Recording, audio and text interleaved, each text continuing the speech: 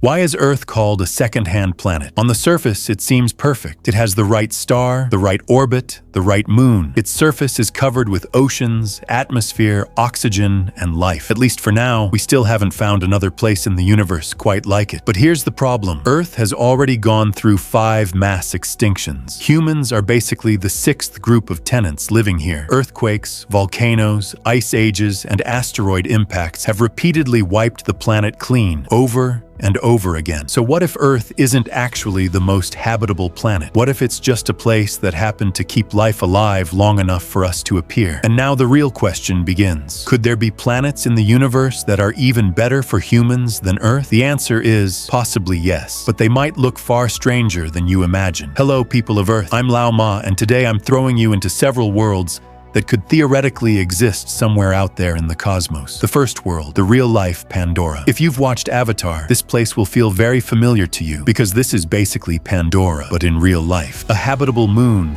orbiting a giant gas planet. This moon is about the same size as Earth, but instead of orbiting a star directly, it circles a massive gas giant as large as Jupiter. Standing on its surface, you would feel only about 80% of Earth's gravity. Walking would feel lighter, smoother, almost effortless, and by pure luck, the entire system sits perfectly inside the star's habitable zone, warm, humid, covered with endless forests and oceans. But the most incredible part is this. The moon is tidally locked to its gas giant. Just like our moon always shows the same face to Earth, one side of this world permanently faces the giant planet above it. For the people living there, a colossal planet would hang in the sky from birth until death, never moving. It would dominate half the heavens, appearing dozens of times larger than our moon. During the day, the gas giant would block part of the sunlight, casting enormous shadows across the land. At night, it would reflect the star's light back onto the surface, illuminating the world hundreds of times brighter than Earth's full moon. Only when the moon passes behind the gas giant during an eclipse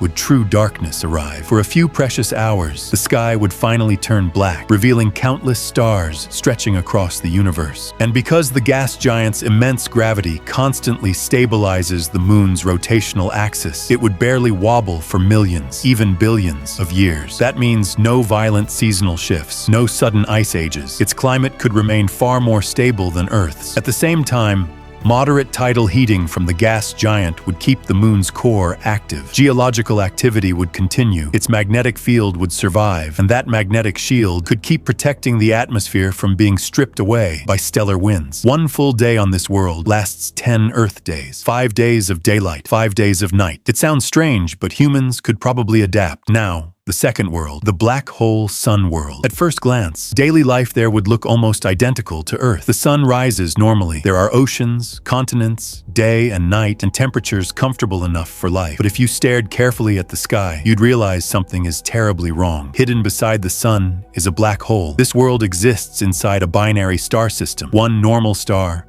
and one stellar black hole orbiting each other. The star has nearly the same mass as our sun. The black hole, however, is 10 times more massive. But the black hole itself is only about 60 kilometers wide, smaller than many cities on Earth. This planet orbits both objects together. Because the system's gravity is much stronger, the planet moves far faster through space, completing an entire year in only 110 days. Most of the time, the black hole is completely invisible to the naked eye. Only when the star passes behind it can astronomers spot something strange through telescopes. The star's light bends around the black hole's gravity, forming a tiny glowing ring. This phenomenon is called gravitational lensing. And because the planet lives so close to a black hole, time itself moves slightly slower there than on Earth. Every year, the difference would amount to roughly 4.7 seconds. That wouldn't affect everyday human life much, but calendars and GPS systems would need constant adjustments. There's more. The tides on this world would be about 5 times stronger than Earth's, forcing coastal cities to build enormous seawalls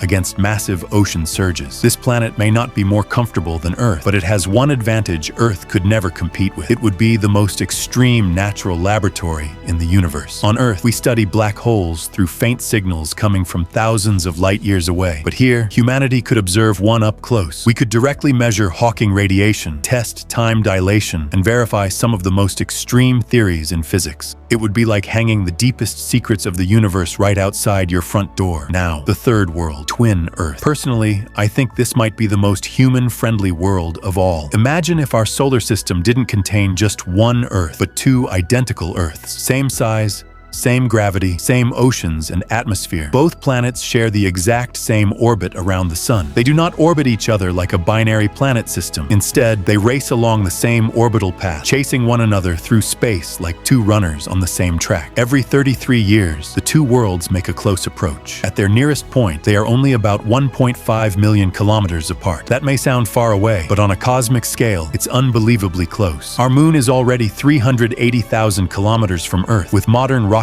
technology, traveling from one Earth to the other could take only about a week. From the surface, the other Earth would appear in the sky as a gigantic blue disk, several times larger than the moon. You could actually see its cloud systems, oceans, and even the outlines of continents with your naked eyes. And every time the two planets draw near, massive travel and trade between the worlds would become possible. Transportation, resource exchange, population migration, technological cooperation. But the greatest meaning of Twin Earth is this: it gives human civilization a backup. On Earth, every city, every piece of history, every invention, every human life is concentrated on a single planet. One asteroid impact, one supervolcano eruption, one global catastrophe, and civilization could collapse completely. But with two Earths, if one world falls, the other can preserve the flame of humanity. That is the true meaning of a civilization backup system. It may sound like science fiction, but the idea actually follows real physics. Saturn already has two moons, Janus and Epimetheus. They share nearly the same orbit and swap positions every 4 years. If moons can do it, planets theoretically can too. Now, the fourth world, the world of 5 suns. This is the most breathtaking and most dangerous world of them all. Its sky holds 5 suns at once. At the center of the system are 2 stars slightly smaller than our sun, orbiting each other closely. Farther out lies a pair of red giant stars. They orbit each other while also circling the 2 central stars. Yes, beyond all of that, there is still one more star, a gigantic red supergiant orbiting the entire system. Even though this world has 5 suns, their distances are arranged with incredible precision. The total amount of light reaching the planet is almost identical to Earth's. But standing on the surface, the sky would look absolutely unreal. Sometimes 2 suns would rise together. Sometimes, far away in the heavens, 2 enormous dark red stars would glow above the horizon. Several shadows would stretch across the ground at once, each pointing in a different direction. There would almost never be true nighttime. On average, only once every 8 years would all 5 suns set at the same time, allowing darkness to fully cover the planet. And because most of the sunlight is red-tinted, plants here might not even be green. They could evolve to appear dark red or even black. But this magnificent world has one fatal flaw. Its lifespan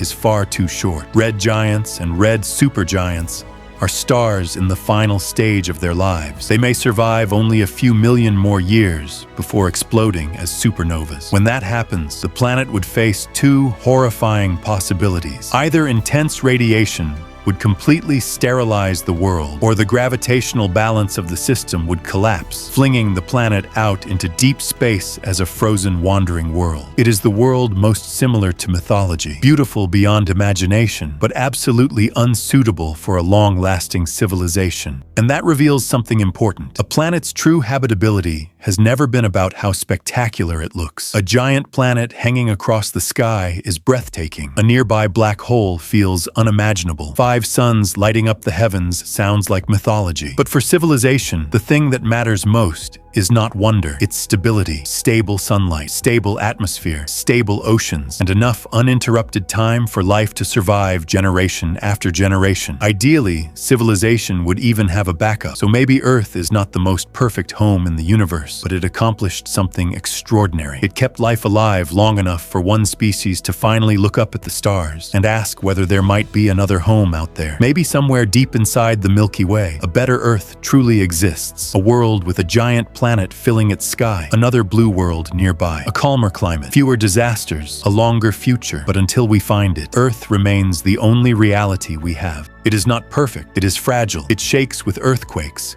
erupts with fire, freezes beneath ice, and from time to time, wipes the slate clean. And yet, right now, it is still humanity's only save point. So before we find a second home somewhere among the stars, can we protect the first one? I'm Lao Ma. See you in the next universe.